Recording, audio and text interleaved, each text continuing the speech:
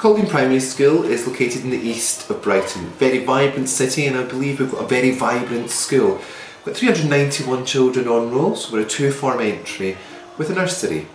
As a school, we're faced with a number of challenges, but what's key to everything that drives my school is I want the children to have a passion for learning, a joy for learning, and I want my staff to also have that zest in everything they do.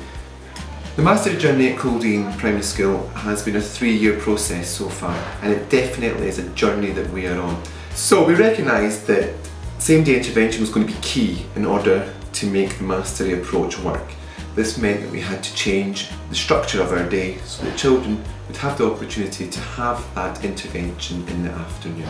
In the second year, we focused much more on lesson design and introducing the 5 big ideas of mastery.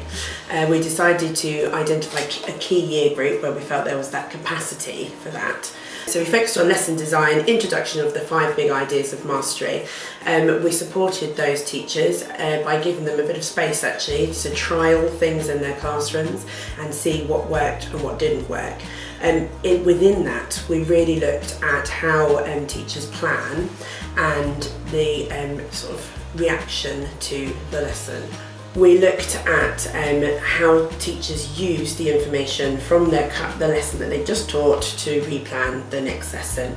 We put much greater emphasis on the crafting of a lesson. We started to drip feed into other year groups where we felt that they had the capacity to start a mastery approach to teaching, but it came full school priority in the 3rd year, which we're rolling out across the whole school. There's been a bigger emphasis on the purpose of your classroom layout. So instead of just walking into a classroom and perhaps thinking all they're in groups, we'll keep them like that, to make sure that teachers are really looking at the objective of their lesson and what the activities the children will be completing are, and really deciding then, is it best to have children in groups or perhaps sometimes in rows, whatever really works for the classroom teacher at that time.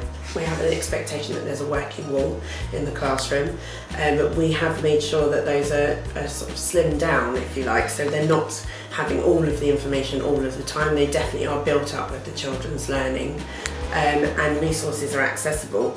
We did have a good look at our resources though and looked at why they were being used, so that teachers were being far more critical with their choice of resource. We were really keen that teachers chose resources that expose the underlying structure of the maths as opposed to help children get to an answer. The children enjoy the mastery approach to maths because they're no longer seen as the more able and the least able. So anybody can have same-day intervention.